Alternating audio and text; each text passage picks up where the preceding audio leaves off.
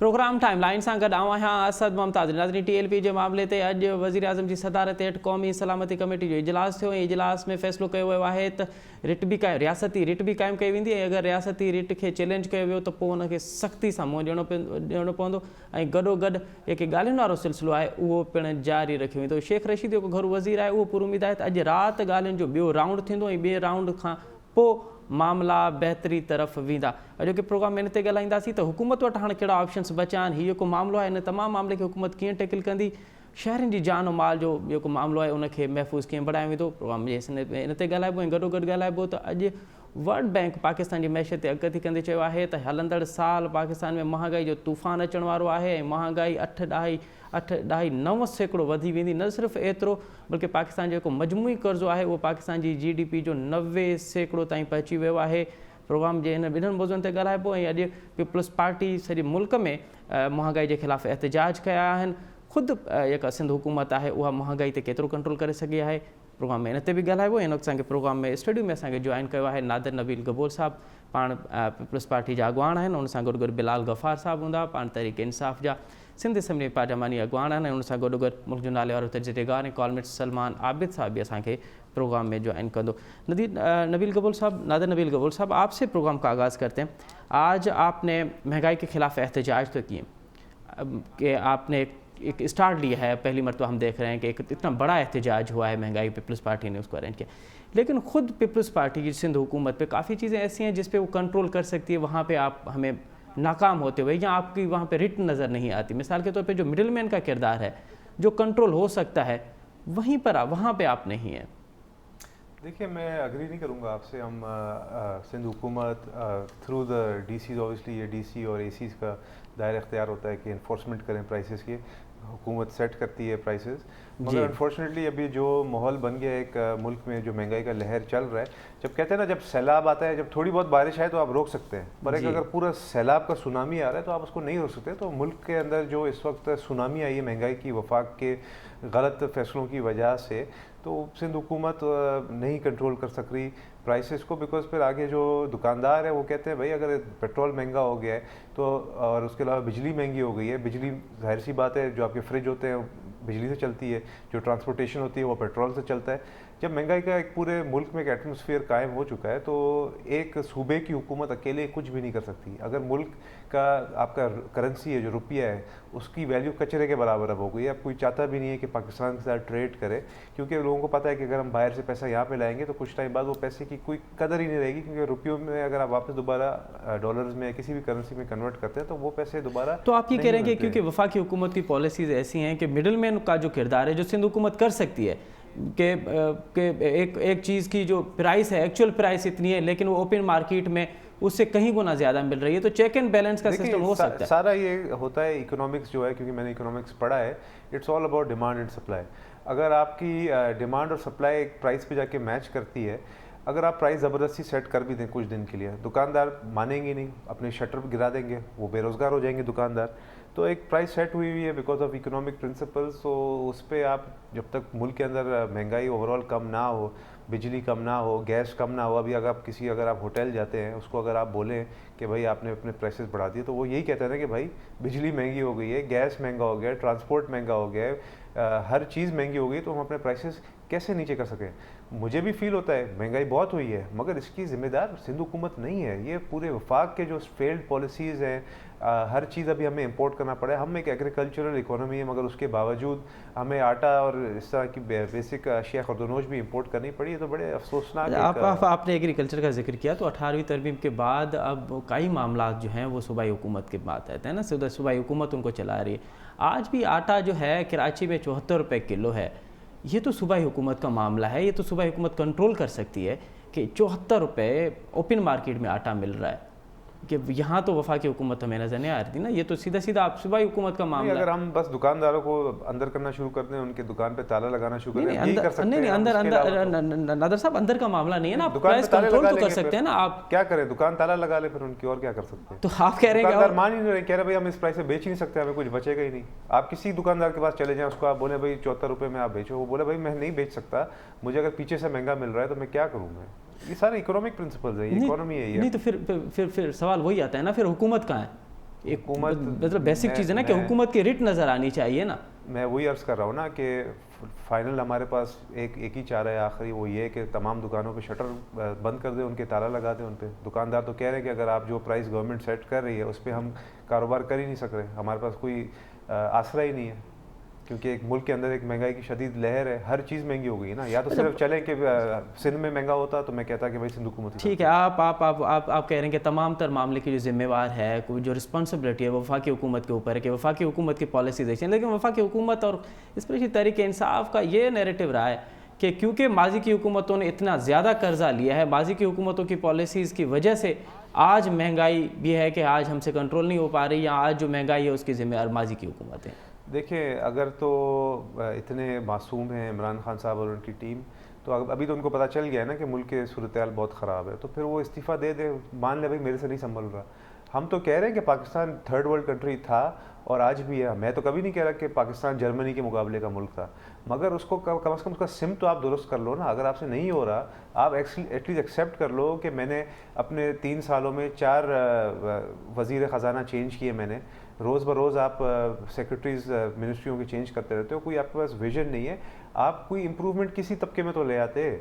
चले अगर आप मुल्क को अमेरिका के बराबर नहीं कर रहे ना, हम कह रहे हैं कि आप कर सकते हो, मगर एटलीस्ट ये है कि महंगाई को कंट्रोल कर लेते, डॉलर के रेट कंट्रोल कर लेते, बेसिक अशिया खुर्दोनोश है उसकी प्राइसेस तो कंट्रोल कर लेते। आप नौकरियां अगर चलो 1 करोड़ नहीं दे सकते थे, आप 10 लाख नौकरियां दे देते, ताकि कम से कम हमारा मुंह तो बंद हो जाता है ना। सिर्फ ये बोलना कि पिछली हुकूमतों की गलती है। अब आपसे मैं एक सवाल करता हूँ, आप अगर जाते हैं कोई गाड़ी ख़रीदने, अगर आपको पता है कि वो जो गाड़ी है उसकी हालत सही नहीं है, हालत ख़राब है, और फिर भी जाके आप गाड़ी ख़रीद लेते हैं और चलाते हैं और फिर बाद में बोलते हैं अरे मुझे गाड़ी गलत मिली है, तो ये तो आपकी अपनी गलती है ना। आप फिर उस गाड़ी में बैठो ही नहीं। अगर आपको पता है कि पाकिस्तान का प्राइम मिनिस्टर बनना इतना मुश्किल काम है, आप वो जिम्मेदारी लेते ही नहीं। अगर आपको पता है आप कुछ कर नहीं सकते, अगर अभी पता चल गया तो अभी इस्तीफ़ा दे दो, हम लोग संभाल लेंगे इंशाल्लाह। नहीं तो ये आप कैसे संभालेंगे? आपके पास है कोई अल्टरनेट है कि इस महंगाई को, इस मैशत को, जहाँ पे 90% आपकी जो जीडीपी है वो आपके कर्ज़ों में चली जाएगी, कैसे संभाल पाएंगे? क्या प्लान है आपके पास? देखिए, अल्हम्दुलिल्लाह अल्लाह का शुक्र है कि हमारी जब भी दौर इक़्तिदार में हम लोग आए हैं तो हमने आम पाकिस्तानी, आम किसान, आम मज़दूर के ऊपर हमने फोकस किया कि उसको रिलीफ देना है। ये नहीं कि खुसरो बख्तियार जैसे या आपके और जो आज़म स्वाति जैसे बड़े बड़े जो सरमायादार हैं उनको फ़ायदा मिले। या अभी आपको आज पता चल गया है कि शौकत तरीन की अपनी प्रॉपर्टी पकड़ी गई है बाहर, जो ऑफशोर अकाउंट जो लेटेस्ट स्कैंडल आया है। ठीक है, मैं मानता हूँ कि वो हमारे भी वज़ीर दाखिला रह चुके हैं, मगर अभी आज की तारीख में पता चला है ना। और इमरान खान का वादा था, वज़ीर ख़जाना सॉरी, आज की तारीख में उनको पता चला है ना, इमरान खान को अभी पता चला है ना कि भाई उनके ऑफशोर अकाउंट्स हैं। आपका तो वादा था कि अगर कोई पकड़ा जाता है इस तरह के स्कैंडल में तो सबसे पहले मैं उसकी छुट्टी कराऊंगा। आप तो उल्टा उसको नवाज रहे हो। आप तो उल्टा अपने सेनेटर छुट्टी करवाइए खैबर पख्तूनख्वा से कि आप शौकत तरीन को बाकायदा सेनेटर बना के परमानेंट अपना वज़ीर ख़जाना आप उसको रखना चाहते हो। तो ये देखें, ये दौरा मेयार जो है ना, अब ये आवाम के सामने अब ये मंजर नहीं बिकता। अभी आवाम कहती है कि भाई आपने जो वादे किए थे अब वो वादे आपने पूरे कर दिए। जी, लेकिन नादर साहब वही बात आती है ना कि तहरीक इंसाफ यही कह रही है कि आपकी जो पॉलिसीज़ थी, क्योंकि आपने डॉलर को मौसमी तौर पे, आर्टिफिशियल तौर पे एक जगह पे फ्रीज किया हुआ। पता है कि जब से इमरान खान आए उन्होंने $5.1 बिलियन मार्केट में उन्होंने डाला है, पर कोई ये एक्सेप्ट नहीं करता। आप सिर्फ फैक्ट्स निकाल लें, जो भी डेटा स्टेट बैंक की तरफ से रिलीज होता है, स्टेट बैंक ने खुद ये चीज़ एक्सेप्ट की है कि हमने 3 सालों में $5.1 बिलियन मार्केट में डंप किया है। तो उन्होंने भी वही हरकत की है, मगर फिर भी उनसे नहीं संभल रहा। मज़े की बात तो ये है। तो मतलब चलें, आप किस हद तक मैं आपसे मतलब मुत्तफ़िक भी हूँ कि चलें हुकूमत माशी तौर पे जो है हुकूमत की पॉलिसीज अब तक असरअंदाज नहीं हुई जिससे आवाम को फ़ायदा पहुँचाओ, और स्पेशली तौर पे जो निचला तबका है, जो मज़दूर तबका है, जो सैलरीड क्लास है, उसको फ़ायदा पहुँचाओ। लेकिन ये बात भी तो है ना कि अब तक बकौल तहरीक इंसाफ के कोई बड़ा स्कैंडल नहीं आया, लेकिन नून लीग और पीपल्स पार्टी की हुकूमत जब भी आती है तो करप्शन के धरमार, करप्शन की इतनी खबरें होती हैं कि बस एक स्कैंडल दूसरा स्कैंडल। अब तो कोई बड़ा स्कैंडल तहरीक इंसाफ, बकौल तहरीक इंसाफ के, इससे बड़ा स्कैंडल क्या आ सकता है कि इमरान खान का जो अपना घर है, जिसको उसने बोला कि भाई पहले बोलता था कि मैंने क्रिकेट की कमाई से बनाया है, फिर उसने बोला कि मुझे वो जिसकी बीवी है जो जमाइमा खान, उसने मुझे ख़रीद के दिया है। फिर उसके बाद पता चला कि वो थी लीगल प्रॉपर्टी, उसको फिर रेगुलराइज़ कराया चंद लाख रुपए में। अपने प्रॉपर्टी को आपने रेगुलराइज़ करा दिया, मगर जहाँ यहाँ पे कराची में नस्ला टावर, जिसमें 250 फैमिलीज़, गरीब मिडिल क्लास फैमिलीज वहाँ पे रहती है, उनका जब घर गिराया जा रहा है तब रेगुलराइज नहीं करवा सकते आप। तब आप ये केस पुटअप नहीं कर सकते सुप्रीम कोर्ट में, बिकॉज ये आया तो सुप्रीम कोर्ट से है ना ऑर्डर। आप सुप्रीम कोर्ट में आपका इतना काबिल आपका अटॉर्नी जनरल है, बल्कि हमारे पीपल्स पार्टी के एनडी खान साहब का बेटा है वो, उनके थ्रू आप एक केस डलवा दे कि भाई अगर आप अपना घर रेगुलराइज करा सकते हैं तो इन गरीबों का भी घर रेगुलराइज कराएं। और स्कैंडल की आप बात करते हैं, उनकी अपनी जो हमशीरा है इमरान खान साहब की जो सिस्टर है अलीमा खान, उनकी प्रॉपर्टी निकली न्यू जर्सी में। जब उनसे पूछा भाई आपके पास प्रॉपर्टी कहाँ से है, कहती है भाई मेरे पास सोने की सिलाई मशीन थी, मैंने सिलाई कर करके मैंने प्रॉपर्टी वहाँ पे बिल्डिंग खड़ी कर दी। बाद में इंस्टेड के आप उसको पनिश करते, आपने उसको भी एनआरओ दे के एफआईए में और एफबीआर में सारा मामला इतनी खामोशी से सेटल कर दिया कि उनको कोई अब हाथ भी नहीं लगा सकता। आपके दीगर जो मिनिस्टर्स हैं, अलीम खान ले लें, उनके स्कैंडल्स ले लें, खुसरो बख्तियार के स्कैंडल्स ले लें, मतलब अरबों अरबों रुपए की प्रॉपर्टीज़ उनकी पकड़ी जा रही है। आज़म स्वाति के स्कैंडल आप देख रहे हैं कि किस तरह वो पंगे ले रहा था, पहले आईजी इस्लामाबाद से लिया, फिर वो इलेक्शन कमीशन को किस तरह से धमकियां दे रहा था। इससे बड़े स्कैंडल्स क्या हो सकते हैं? ठीक है, ठीक है। आप नादर साहब आप हमारे साथ रहे, आपसे बातचीत का सिलसिला जारी रखेंगे। इस वक्त हमें प्रोग्राम में ज्वाइन किया है मुल्क के नामवर तजनिगार और कॉलमिस्ट जनाब सलमान आबिद साहब। सलमान आबिद साहब से मालूम करेंगे। सलमान आबिद साहब, आज सलामती कमेटी में जो फैसला हुआ है कि रियासत की रिट भी कायम रहेगी, अगर रियासत की रिट को चैलेंज किया गया तो सख्ती से उनको उनका सामना करना पड़ेगा और बातचीत का सिलसिला भी शुरू होगा। कल तो फवाद चौधरी साहब कह रहे थे कि जब तक रास्ते नहीं खुलेंगे हम बातचीत नहीं करेंगे। तो ये एक तरफ हुकूमत का एक बयान आता है, दूसरे दिन दूसरा बयान आता है। क्या हुकूमत कंफ्यूज हो चुकी है टीएलपी के मामले पे? नहीं, मेरा ख्याल है कि कंफ्यूजन तो है, इसमें कोई शक नहीं है कि हुकूमत के अंदर जो है मुख्तलिफ सोच के लोग पाए जाते हैं जो टीएलपी से मुख्तलिफ अंदाज में डील करना चाहते हैं। शेख रशीद का अपना एक अंदाज है, फवाद चौधरी साहब का एक और अंदाज है, अली मोहम्मद खान जो है वो एक और वजीर है, उनका अपना एक अंदाज है। तो मुख्तलिफ आरा तो पाई जाती हैं, लेकिन ये इत्तेफाक तो है वो बहल हो चुका है कि रियासत की रिट को चैलेंज करने वालों के साथ कोई नरमी नहीं की जाएगी और मफाहमत का रास्ता भी खुला रहेगा। अगर वो मफाहमत करना चाहते हैं, बातचीत करना चाहते हैं, तो वो रियासत की शराइत के ऊपर होगी, यानी रियासती शराइत के ऊपर बातचीत होगी, उनको डिक्टेट नहीं किया जा सकता। अब देखना यह है कि जो टीएलपी की लीडरशिप है वो किस तरह से इस मामले के अंदर बातचीत के अमल को आगे बढ़ाती है, और अगर बातचीत नहीं होगी तो फिर सख्ती से जो है वो आज की जो कौमी सलामती कमेटी का इजलास था उसमें बुनियादी तौर पर यह आया है कि अगर ये लोग मुफाहमत का रास्ता इख्तियार नहीं करेंगे तो फिर ताकत का इस्तेमाल करना पड़ेगा। और कहा जा रहा है कि प्राइम मिनिस्टर जो है शायद कल कौम से खिताब करें और उसमें उनको इत्तेमाद में ले लोगों को इस पूरे मामले में। तो लगता यह है कि कल प्राइम मिनिस्टर कुछ बड़े फैसले जो है। जी अच्छा सलमान साहब, आपने जो ये कहा कि रियासती शराइत, तो रियासती शराइत क्या होंगी? जी, रियासती शराइत यही है ना कि नंबर एक ये है कि ये धरना जो है खत्म किया जाए, लॉन्ग मार्च खत्म किया जाए और वापसी का रास्ता इख्तियार किया जाए। और हुकूमत को खास तौर पे जो इंसदाद दहशतगर्दी के मुकदमात हैं वो हुकूमत खुद से माफ नहीं करेगी, बल्कि अदालती प्रोसेस के जरिए उनको अगर रिलीफ मिलेगा तो हुकूमत उसमें रुकावट नहीं बनेगी।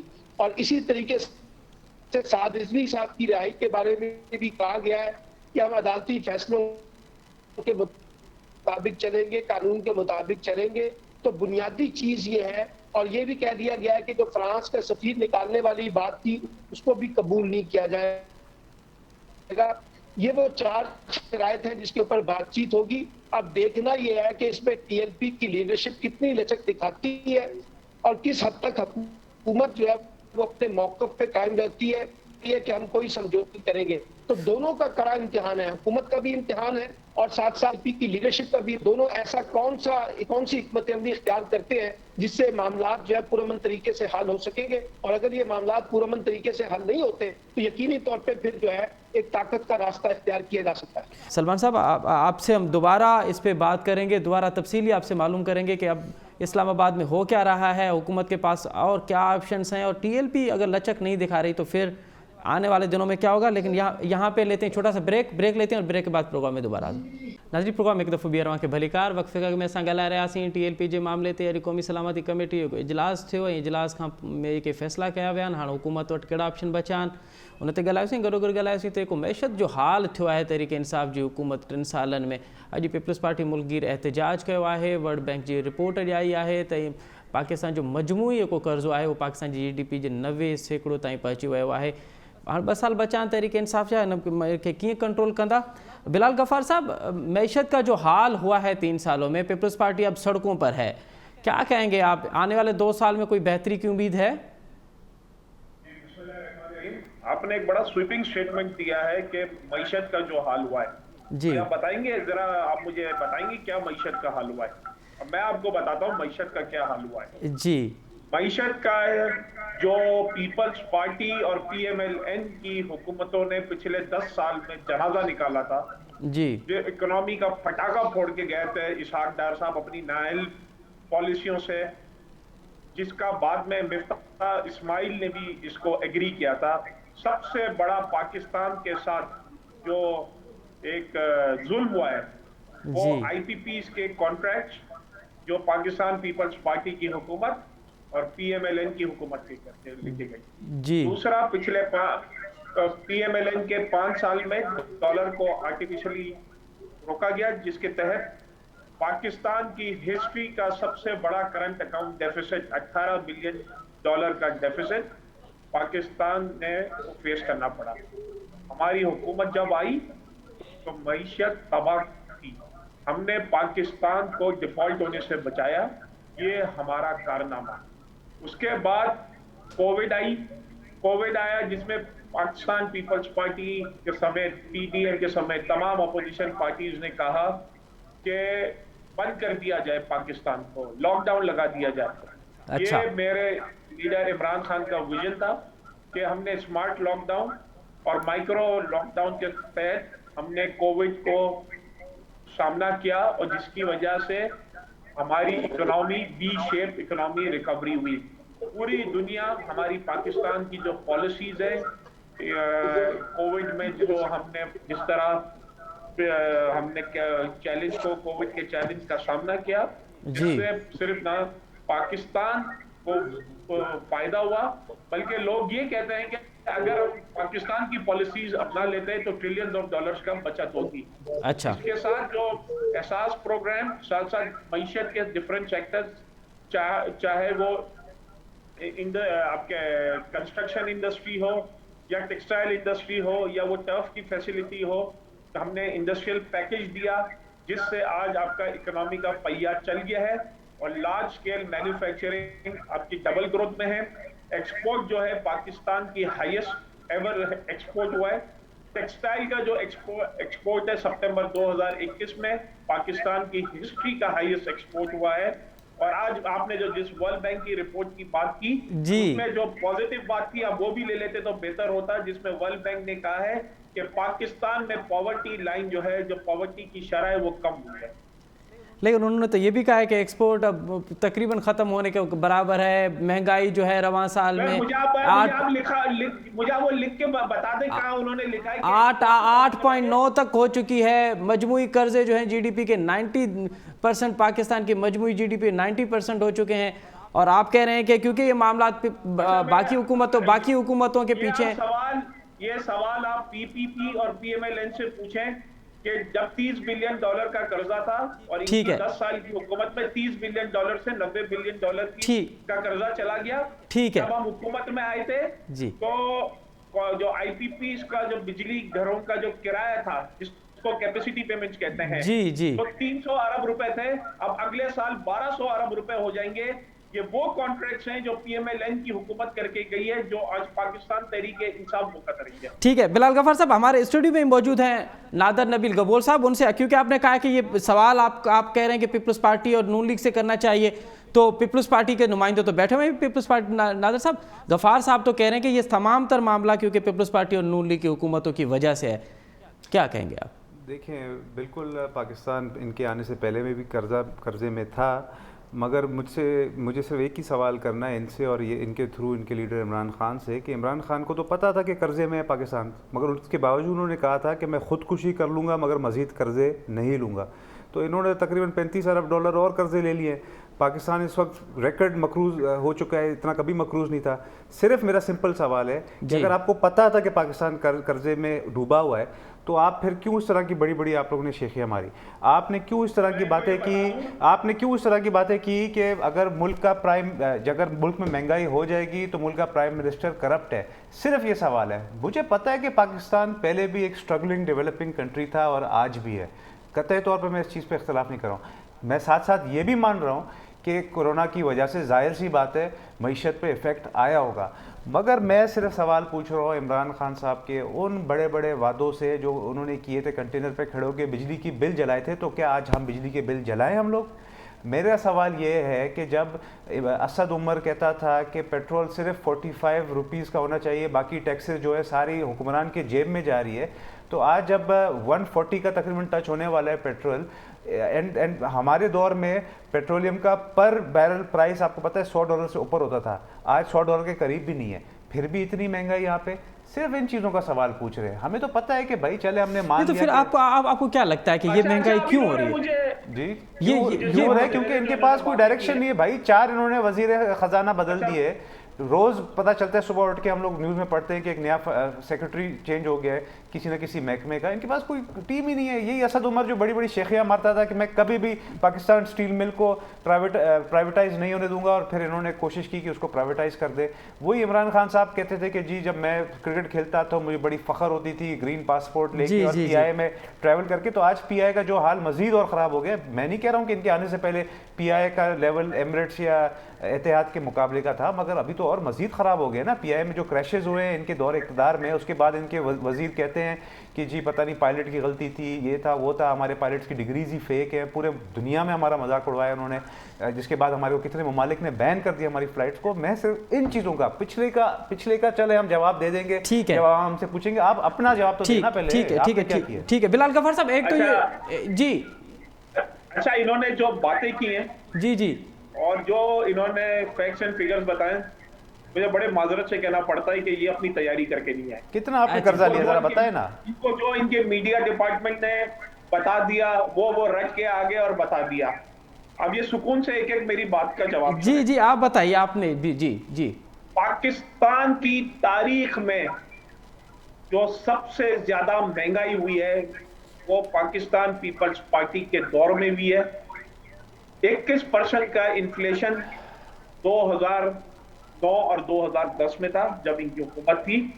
और जो दूसरी महंगाई जो पाकिस्तान की हिस्ट्री में भी है वो भी इनके हुकूमत में थी जब जुल्फिकार अली भुट्टो प्राइम मिनिस्टर थे। ये मेरे नंबर्स नहीं है, ये पाकिस्तान ब्यूरो स्टैटिस्टिक्स के नंबर है, आप जाके चेक कर लें। दूसरी बात, ये स्टील मिल की बात की, तो स्टील मिल तबाह करने वाले Pakistan people's party frontman Asif Zardari के रियाज लालजी और उनका जरदारी सिस्टम, जिन्होंने पाकिस्तान स्टील मिल को तबाह किया, सियासी भर्तियां की, ये एक फैक्ट है। PIA को अपने दोस्तों को वहां पे नवाजा गया, जो आसिफ जरदारी को जेल में मिलने जाते थे उनको PIA का MD बनाया, सियासी भर्तियां की और PIA को तबाह किया। आज PIA का रेवेन्यू बढ़ा है, जाके PIA की बैलेंस शीट देख लें। ये मेरे नंबर्स नहीं है, ये वो फैक्ट्स एंड फिगर्स में बता रहा हूँ।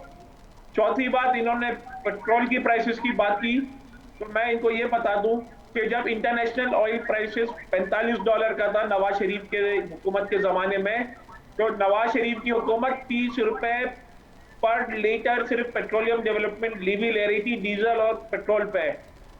और आज हम 9 रुपए 54 पैसे पेट्रोलियम डेवलपमेंट लेवी ले रहे हैं और तकरीबन 3.5 पौने 4 रुपए सेल्स टैक्स बनता है। 17% जो हमें कानूनी हम ले सकते हैं पेट्रोलियम प्रोडक्ट्स पे, लेकिन नहीं ले रहे। एक साल में पेट्रोल की जो लैंडेड कॉस्ट है वो तकरीबन 95% से बढ़ी है, क्योंकि पिछले साल $45 का आपका बैरल था, आज $85 का है। इसके साथ आपकी ट्रांसपोर्टेशन कॉस्ट बढ़ी है और आपका डॉलर रुपी पैरिटी बढ़ा है, जिसकी वजह से 95% ऑयल की लैंडेड कॉस्ट भी है। और हमने इसके 95% के बरक सिर्फ 23% जो है वो उसका पास ऑन किया है। बाकी जो डिफरेंस है वो हुकूमत ने अपने ऊपर हिट ली है। अच्छा बिलाल गफार साहब, ये बिलाल गफार साहब आप जो बातें फरमा रहे हैं, चले मैं आपसे मुत्तफिक भी हो जाऊं, तो एक आम आदमी को आप कैसे समझाएंगे? एक आम आदमी को जिसकी तनख्वाह 20-30 हज़ार है, 50 हज़ार है, उसको आप कैसे समझाएंगे कि ये 100 तारीख की सबसे महंगा पेट्रोल आपकी हुकूमत में मिल रहा है, महंगी तरीन डॉलर को आपने 173 रुपए पे पहुंचा दिया है। ये एक आम आदमी की बजट को कैसे मैनेज करेंगे आप? देखें, डॉलर हमारी फ्लेक्सिबल एक्सचेंज रेट है जो मार्केट में डिमांड सप्लाई के तहत होती है और हम आर्टिफिशियली नहीं रोकते हैं। पीएमएलएन की हुकूमत ने $25 बिलियन मार्केट में फूंक डाले हैं सिर्फ डॉलर को रोकने के लिए, जिसकी वजह से आज भी हम उसको भुगत रहे हैं। और ये कह रहे हैं कि हमने कर्जा लिया। हाँ, हमने बिल्कुल कर्जा लिया। हमने कर्जा लिया उस कर्जे को वापस करने के लिए जो इमरान खान ने नहीं लिया था, जो अगले 2 साल में हम 12 से 14 अरब डॉलर की सिर्फ सूद पेमेंट करेंगे। जो प्रिंसिपल पेमेंट तो अलग है, वो कर्जा है जो नवाज शरीफ की हुकूमत और पाकिस्तान पीपल्स पार्टी की हुकूमत ने लिया है। तो हमने कोई नया कर्जा नहीं लिया। जो पुरानी गंदगी साफ करने के लिए हमें नया कर्जा, और जो खसारा ये पिछली हुकूमतें छोड़ के गई थी, उस खसारे को पूरा करने के लिए हमने कर्जा लिया। आज हमारा लार्ज स्केल मैन्युफैक्चरिंग 12% से पिछले साल से बढ़ा है। आज टेक्सटाइल की इंडस्ट्री में $5 बिलियन की नई इन्वेस्टमेंट आ रही है, जिसकी वजह से आपको नए एम्प्लॉयमेंट अपॉर्चुनिटीज आएंगे। आपकी सीमेंट की सेल्स देखें, ऑटोस की सेल्स देखें, स्टील की सेल्स देखें। और मैं मानता हूं कि है ना महंगाई है, लेकिन ये इंटरनेशनल फिनोमिना है।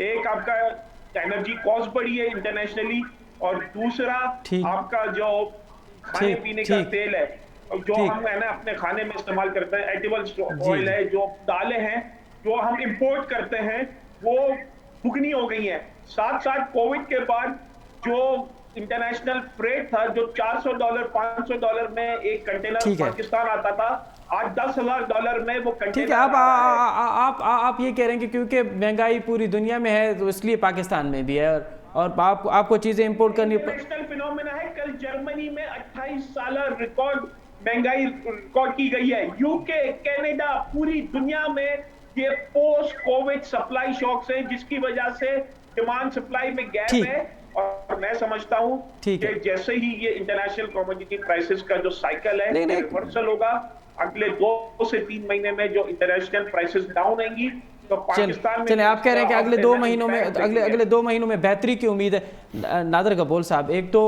आपकी बात का जो तफसीली जवाब दिया है गफ़ार साहब ने, और दूसरी बात उन्होंने कहा क्योंकि महंगाई पूरी दुनिया में है, कोविड के बाद मैशत जो है पूरी दुनिया की तब्दील हुई है, पूरी दुनिया की मैशत पे असर हुआ है, इसलिए महंगाई है, वरना हुकूमत के मामलात इतने बुरे नहीं जितने आप कह रहे हैं। देखिए, पहली बात तो ये है कि इनको पता ही नहीं, स्टेट बैंक ने अपने फिगर्स रिलीज़ किए हैं। स्टेट बैंक जब खुद कह रहा है कि भाई हमने $5.8 बिलियन इंजेक्ट किए मार्केट में डॉलर को स्टेबलाइज करने के लिए, तो ये क्यों उस चीज़ से मुकर रहे हैं? अब इनको कौन समझाएगा? स्टेट बैंक के गवर्नर से आप पूछ लो जाके, भाई रजा बाकर से पूछ लो कि आप क्यों कह रहे हो कि हमने $5.8 बिलियन इंजेक्ट किए, और आप हुकूमत का एक नुमाइंदा यहाँ पे बैठे कह रहे हैं कि नहीं हमने किए। दूसरी बात यह है कि बिल्कुल मैंने आपको पहले बोला पूरी दुनिया में महंगाई है, मगर पूरी दुनिया की जो सिमत है अभी बहुत तेज़ी से नॉर्मलाइजेशन की तरफ जा रही है। अमेरिका में अभी अनएम्प्लॉयमेंट बहुत ज़्यादा कम हो गई है पहले से। कोविड के दौरान अनएम्प्लॉयमेंट बढ़ गई थी, अब कम हो रही है। दूसरी बात यह है कि वहाँ पे जो फैसिलिटीज़ एक आम शहरी को दी जा रही है, तो फिर आप वो भी दो ना एक आम शहरी को। यहाँ पे फैसिलिटीज़ कोई भी नहीं है, महंगाई का ऊपर सुनामी सर पे सवार है, यहाँ पे लोग भूख मर रहे हैं भाई। वहाँ पे चलो अमेरिका में या जर्मनी में या लंदन में महंगाई हुई है, तो चलो अगर एक इंसान के पास 3 गाड़ियाँ थी तो अब शायद वो एक गाड़ी में गुजार कर लेगा। तो आप क्या कहना चाह रहे हो कि पाकिस्तान में अगर पहले बंदा 2 रोटी खा रहा था तो अब क्या आधी रोटी पे आ जाए क्या? आप कंपेयर नहीं कर सकते दुनिया से भाई। पाकिस्तान के अपने मसले मसाइल हैं।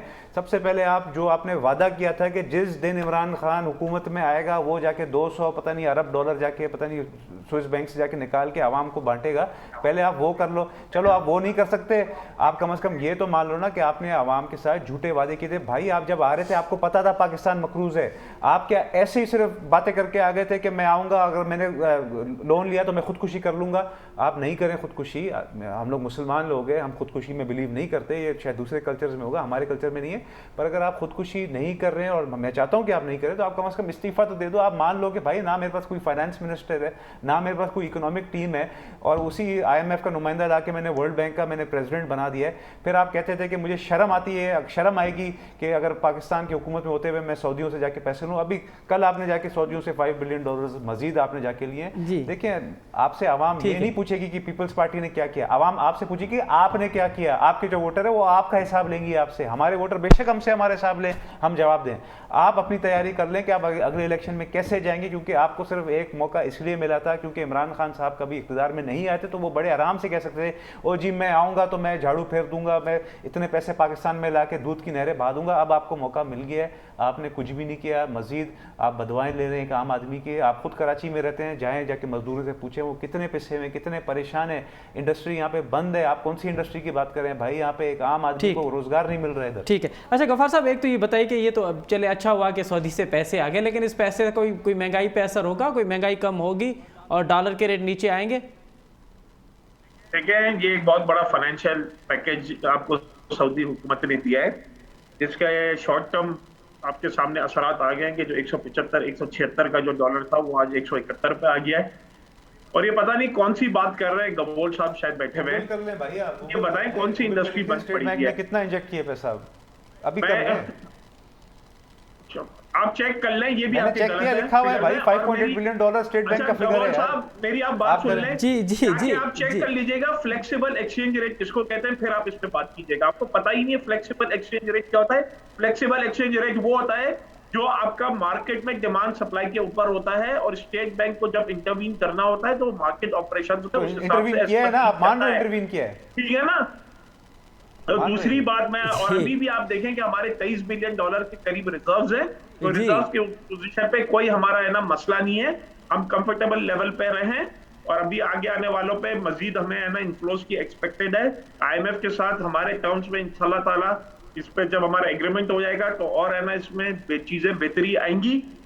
और आपको मैं एक बात बता दूं कि पिछले साल IMF, वर्ल्ड बैंक सब ने है ना ये 2.5 से 3% की हमारी GDP ग्रोथ बात की थी, जो हमने इस साल 4.25% की ग्रोथ हुई।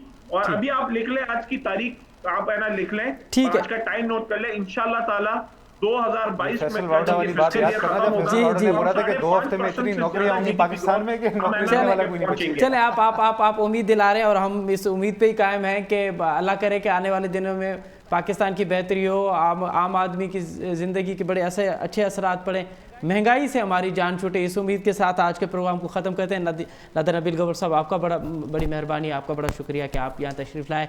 गफ़ार साहब, आपकी बड़ी मेहरबानी कि आपने टाइम दिया। सलमान आबिद साहब, आपका शुक्रिया। नज़र प्रोग्राम जो वक्त में जी पुजानी तो पहुँचे। असद मुमताज़ की इजाज़त, अल्लाह भाई।